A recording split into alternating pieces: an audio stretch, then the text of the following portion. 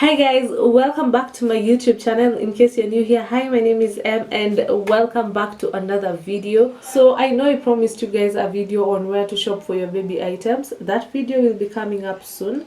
I was planning to go to the places where I shop for those items and show you exactly whom to interact with and how to do it. But then now with this quarantine thing, it may take longer. That said and done, we still have another interesting video today, so why not do this new video. So today guys, I want to show you how I'm trying to maintain my weight postpartum. Not better, I'm not trying to cut weight, like I'm not trying to lose weight, I'm just trying to maintain my weight, like I'm trying not to balloon. So I want to show you guys some of the ways in which I'm trying to maintain my weight, so that later on when I'm trying to work out now to cut weight, it will not be that hard for me. So I hope you enjoy this video. Let's start.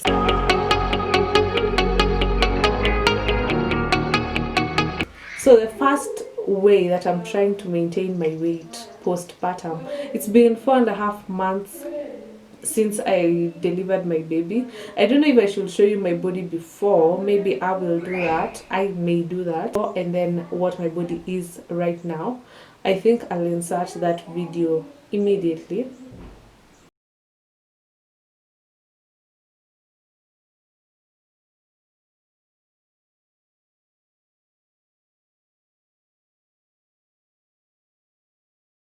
That is my body at the moment, 4.5 months postpartum. And honestly speaking, I'm not mad. I genuinely thought I was going to be way bigger, since naturally I'm a big girl. Like even before I was a big girl, you know. So I expected my body to be really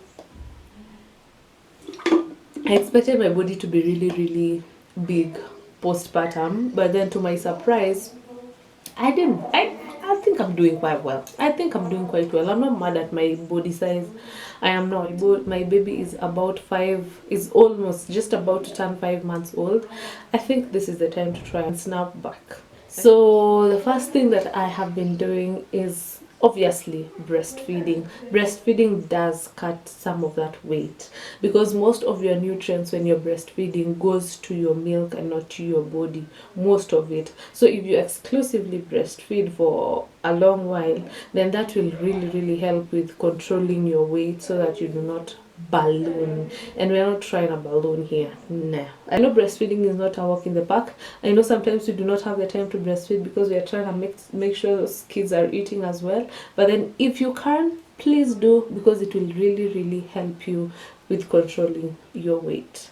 Number 2, the second thing that I am doing to try and control my weight is a corset. A corset is a very good way of doing it without doing it really. Like doing it. Let me tell you something about trying to lose weight postpartum.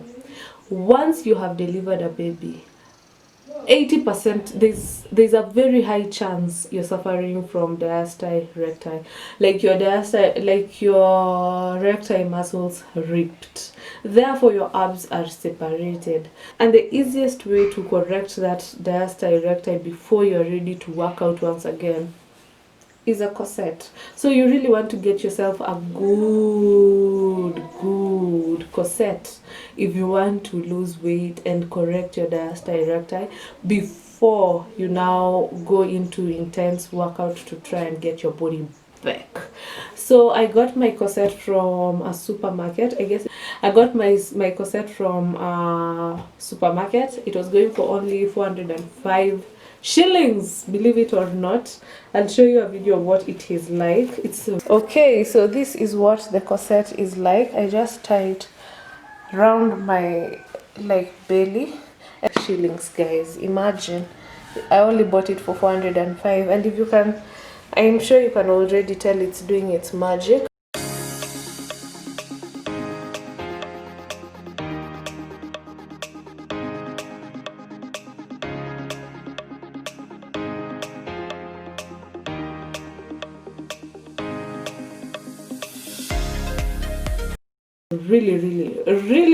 Really good quality. I got it for 405, guys, and I think it was are still. And let me tell you something again about corsets. Once you have delivered your baby, you normally feel a bit imbalanced. Like you feel, I don't know, it feels like your body, your COG is not at the same place it used to be before. A corset is also used for that. Immediately you have delivered, you want to tie your stomach with a corset just to give yourself that firmness and just to feel a bit balanced once again. So it's not only for weight loss but also immediately after delivery. Let me tell you also something. Before I used to use this, I thrifted this one. Before I used to use this ones. I thrifted and it was going for, I guess, in the beginning that woman told me I was supposed to buy it at 1,000 shillings. I was like, hell no. It went down to 500 shillings. I'm not gonna lie to you, I didn't see like this was as effective as this one. Honestly speaking, I should have just gone into a store in the first place and gotten mine without bargaining at a good price and an effective one. This is what I used to use before. I wouldn't recommend it, but this one. The next thing that I'm trying to do, once I have tied my corset around my stomach, I take a cup of water with a spoon of, what is this thing called, apple cider vinegar. I know you have heard a lot about apple cider vinegar. When my baby was just about to turn, when my baby was on the 4th month, my appetite suddenly just shot up and I was eating like crazy. I think it was just the hormones. And when I realized I was just eating too much, sometimes even not because I'm hungry, I just want to eat and I would eat a lot. I used the apple cider vinegar to tone down my appetite. You want to do this if you have some crazy appetite, like you want to control your eating despite breastfeeding, just to make sure that you do not balloon. I think that is the aim of this video at the end of the day. So apple cider vinegar is really good for breaking down carbs, for controlling your blood sugar level, by the way, and also for reducing your appetite. I do not use it all the time, obviously. I only use it when I'm feeling like my appetite is kicking in once again. That's when I use it.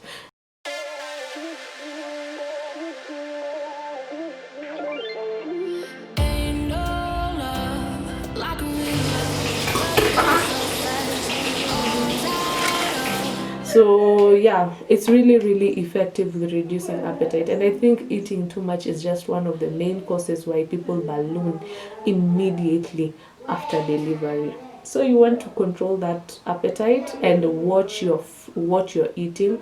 When you do not have some crazy appetite, it's very easy to diet. And then the fourth thing that I'm doing is obviously drinking a lot of water. Now without apple cider vinegar. Water is good because it flushes out excess everything. Water is really good, and it also increases the amount of milk in your system.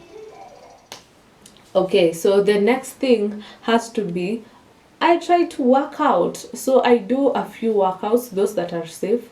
Most of the workouts I target my recti just to try and correct that. In case you're wondering, diastole recti, if your stomach is hanging, that is probably the reason why it's hanging, because of the damaged diastole recti. If your back is aching, that is probably why it is aching, because your abs have been damaged. So most of your weight is being carried by your back. So your lower back will definitely ache if you do not try to strengthen your abs in time. That's why I'm telling you, it's not only for how you look, but also for your health. That is why we're trying to control our weight and also like try to get back in shape for your health as well.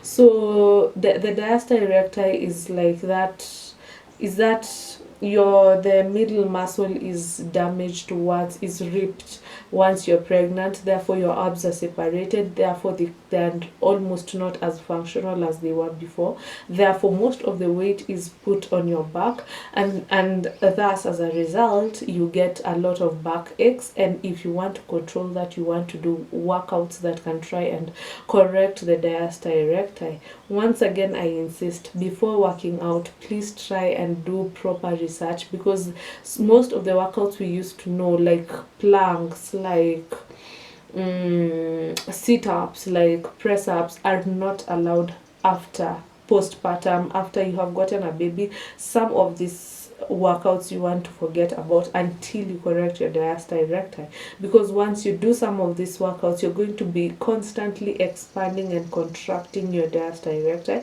thereby increasing the size, thereby increasing the amount of hanging stomach that you have, and we do not want that. So we want to tighten our core, therefore we have to correct that part first. Most of the people actually correct it naturally, like sometimes it just heals on its own 6 months after you have delivered, but then for most of the people you have to correct it yourself. So because I do not want to take the risk, I'm also trying to help my body help me.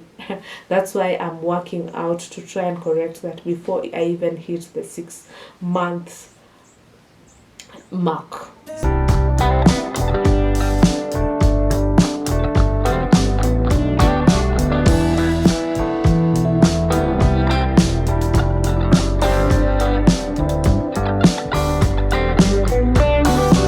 Let me add something. Apart from like skipping the rope and doing other things around the house to make sure you have that cardio, you want to carry your baby out of the house once in a while and just take them for a stroll, as you're also trying to keep your blood flowing.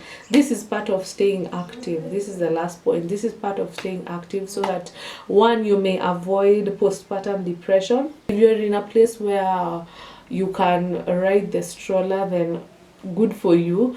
Take the stroller, stroll with your baby around, as you're also trying to make sure you're active and making sure the blood is flowing throughout your body. If you do not have your stroller, you can do it with a carrier. Carry your baby, walk around, and just release yourself. Also for them, it's good for your baby as well. So you want to take your baby out once in a while, carry them in a stroller, walk around with them, so that it is good for yourself, just to control your weight and to avoid postpartum depression, and it is also good for your baby, just to make them feel a different environment from the one that you're in at the moment.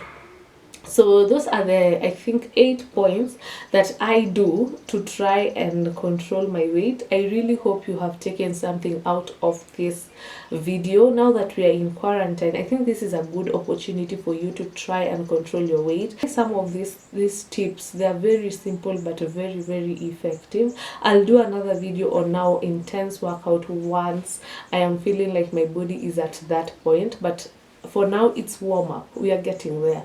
That is it for this week's video. Don't forget to like, subscribe, share, and comment. And until next time, ciao guys.